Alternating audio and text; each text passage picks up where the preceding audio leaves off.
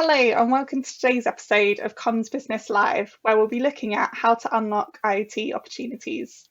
I'm Charlotte, editor of Comms Business, and I'm delighted to be joined by Steve Lowe, product director for mobile at Gamma. Welcome to the show, Steve. Thank you very much, Charlotte. Good to meet you. Good to meet you too. So in your role, you're an IoT specialist. So just to kick things off, can you just share your thoughts on how the IoT market is changing and kind of what you're seeing? Yeah, sure. I mean, if I think, because I've actually been in the mobile space for about 30 years, believe it or not, and I can go back right to the very early days of GSM with 2G.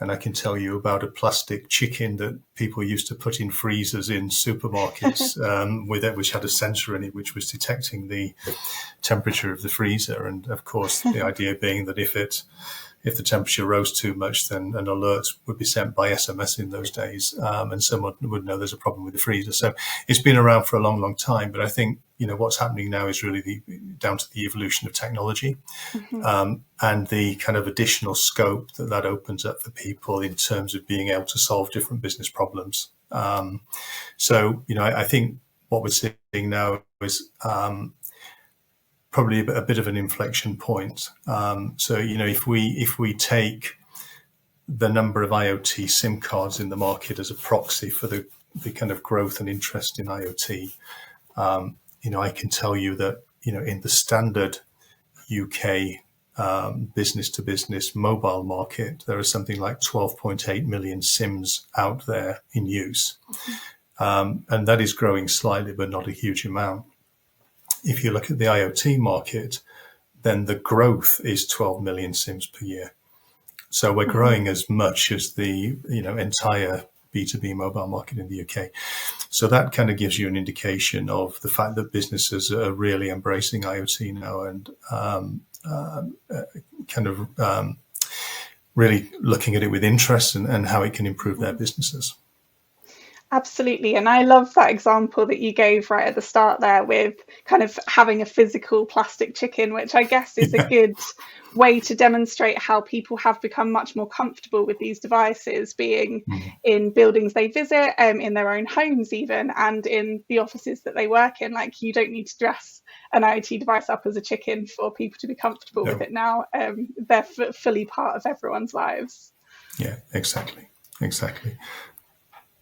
So in terms of kind of the opportunities partners can find, obviously the beauty of the IoT is it is broad and varied, and there's so much that can be done with these devices. But what kind of as a top level would you say about kind of the opportunities partners can find by adding an IoT offering to their portfolio?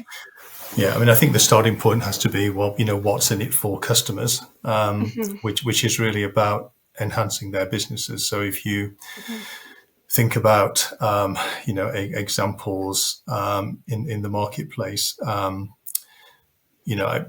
imagine you're a wind turbine company or an energy company with wind turbines out in the North Sea, and you have devices in those wind turbines that are, monitoring the performance of the wind turbine and whether, there are any elements of it or any components that are kind of reaching end of life or starting to struggle. I mean, you can basically get notification to say that, okay, this wind turbine needs maintenance. And what it probably means is you don't need to send a maintenance person out every few weeks to actually go and check everything. So, part of this is about business process efficiency, and the ability to automate processes as well. So, it's partly about process enablement, and it's partly about the automation.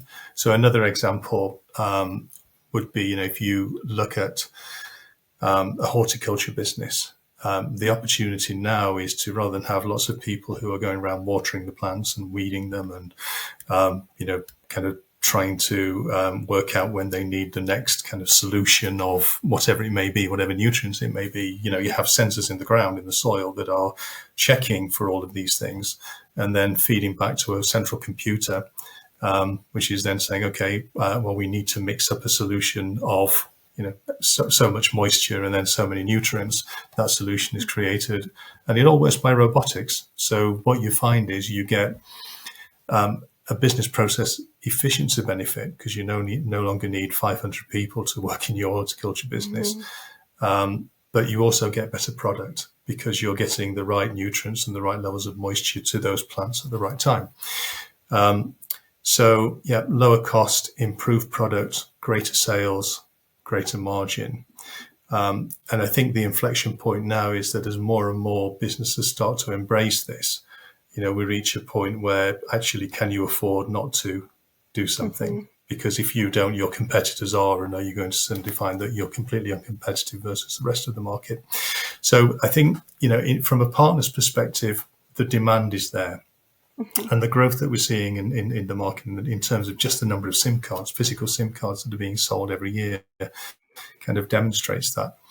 I think the other thing then is from a partner perspective, and the relationship they have with their customers, suddenly they're much more important to them. So, previously you would look at kind of partnering the telecom space and, we're selling communications related products. So we're selling connectivity for sure, but we're also selling, voice applications, unified communications, collaboration, whatever it may be. So we're enabling businesses to communicate internally and also to communicate with their own customers and suppliers and so forth. What we're now saying is, with the advent of IoT, we can be right at the heart of their fundamental business processes, which is the things that they're running to make money.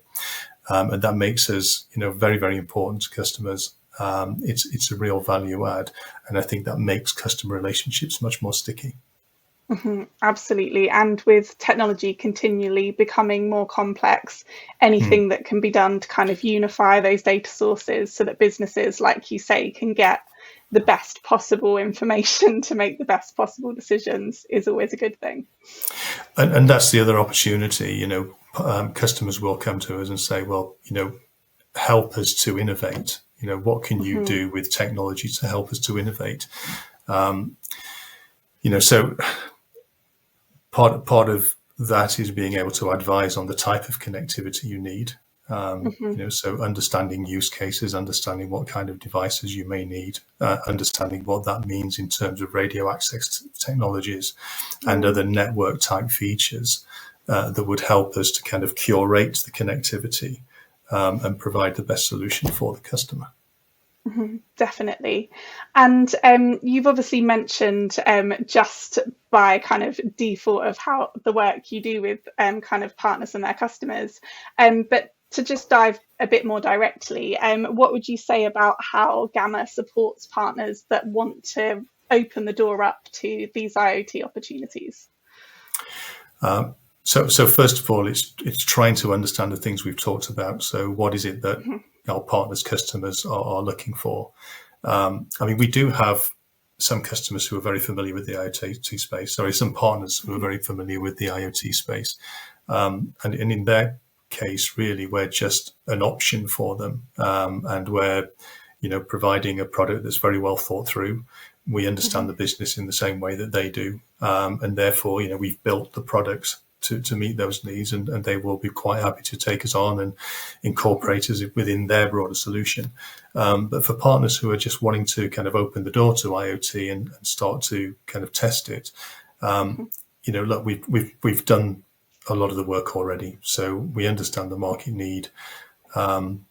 We've built an IoT platform that will enable you to access any vertical in the business market. You can serve through our connectivity offering absolutely any vertical out there. So in a sense, it doesn't really matter how the market carves up the IoT, and we get these conceptual pictures of, a number of key verticals. But the reality is nothing fits absolutely neatly into any one of those segments. But don't worry, with Gamma's Fusion IoT, you can serve all of those different segments, all of those different verticals. So yeah, one thing is the product's there. We have the connectivity options for you. We have a means of managing that connectivity. And we have also a lot of material and support that we can provide. So, we have collateral that you can use. We provide training. We have the Gamma Academy that has lots of really useful information and will help you to, really address and access this market, and will guide you through how our product works as well. And we do accreditation, right? So we work with you to make sure that, we're comfortable you can do the job, and, therefore you're comfortable that you can do the job too. And we're there for you on an ongoing basis. So not only do we provide customer support to you, so if your customers have an issue, you can then come to us and we'll try and help you with that issue. But we also have IoT specialists who will, come out and help you with customer questions, issues, problems, whatever they may be as well. Absolutely. So giving partners real kind of strength in numbers to convert these opportunities into kind of real use cases. Yeah, I mean, as a partner, the customers are yours. We're just helping you to, to add the most value. We'll do that in the best way that we possibly can. Absolutely.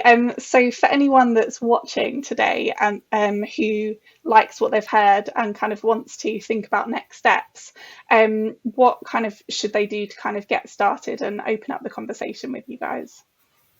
If they're already a Gamma partner, they can reach out through their business development manager, who can bring one of our IoT specialists into the mix, and they can help partners then understand the opportunity and what they might need to do to leverage that opportunity. I would say, definitely research the market. I mean, one of the things that we're quite proud of is that we don't just provide the connectivity. We do also have an ecosystem of other players in the market that we can bring to bear to help partners. So yes, there's an opportunity here for IoT connectivity revenue and margin. But also, if you want to provide the hardware, we can probably find someone for you to provide IoT hardware, the software that supports particular vertical solutions, and that gives you other opportunities. Some of them one-off revenue opportunities, other recurring opportunities as well. So you're kind of going deeper and deeper and adding more and more value. So it's really up to you as a partner. What are you comfortable with? Do you just want to stick to the connectivity initially? That's fine. We can help you do that. If you want to go deeper, we can probably help you get there as well. Perfect. Lots of options, which, as we've talked through, is the best thing in this part of the market.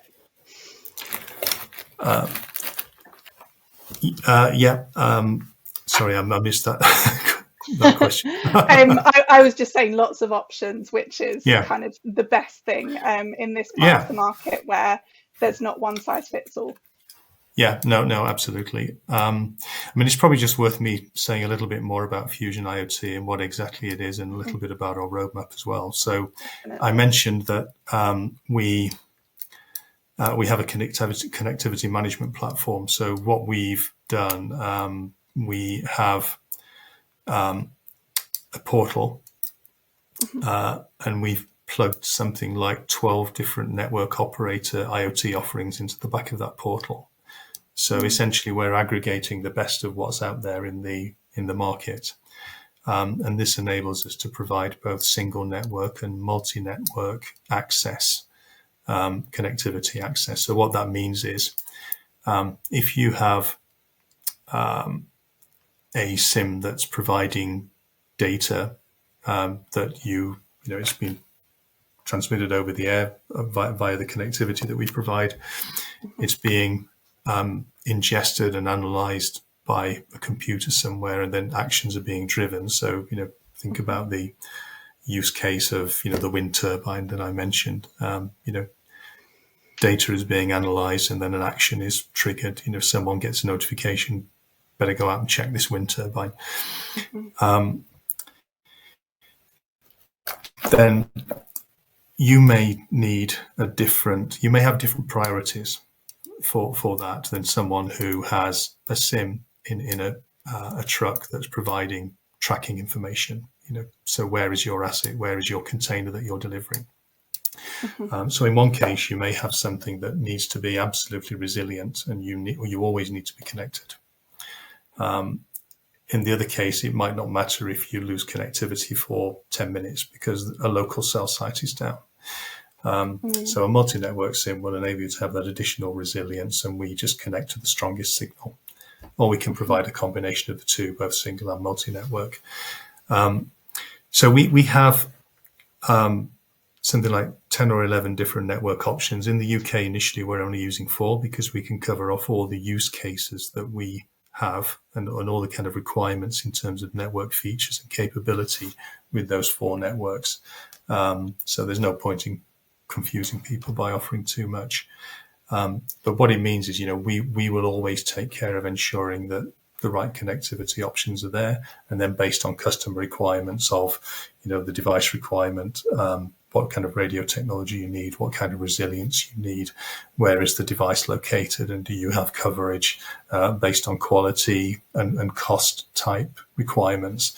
Then based on all those things, you can select the right connectivity option for that particular IoT application. So that's about, managing the connectivity, having the right option, then being able to manage it. And of course, as part of this platform, we provide billing information. We can allow you to set usage triggers and alerts based on if someone's consuming more than the amount of data they expected and so forth. So all that kind of normal type of stuff that you would expect in a mobile environment is there. But then the other thing we're doing, which we think is really radical, which we will release in the second half of this year, is to be able to dynamically change the connectivity that you're provided with. So we're creating a Gamma eSIM. So this is a physical SIM that you can solder into a device if you're a manufacturer, or you can put into a device's SIM slot if it's a non-eSIM capable device, and we make that device eSIM capable.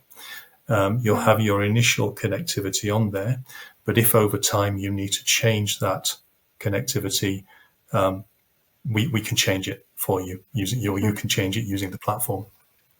And that can be based on predefined business rules that we agree with you. So going back to the truck, example, you've got a router in a truck, you're receiving instructions from the center, you're communicating back over the connectivity in the truck.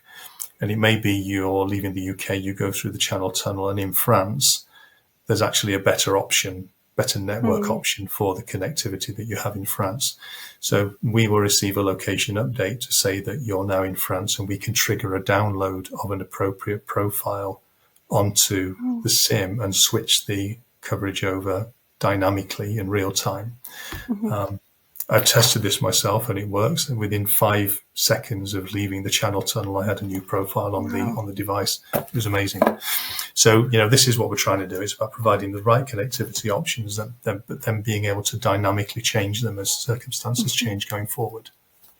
Absolutely. And that kind of unique product does demonstrate what you were saying right at the start of this conversation. Sometimes individuals can't make these decisions. It's better for the data to be fed back and then a decision to be made on what's the best, in this instance, the best signal for what's being connected, or just the computer can make a better decision sometimes. Yeah, it's just about identifying that there are certain triggers that would determine that you're better off with a different type of coverage or a different provider of coverage. And when that circumstance occurs, we take that as a trigger and the system will automatically make the change. Absolutely. So lots of food for thought there. That does bring us to the end of today's episode of Comms Business Live. Steve, thanks so much for sharing your thoughts with us. You're very welcome. Yes, pleasure. If anyone watching would like to follow up with Steve, Gamma and the Fusion IoT team, there are some links in the video description to connect you with the right people. But otherwise, thanks everyone for joining us, and goodbye.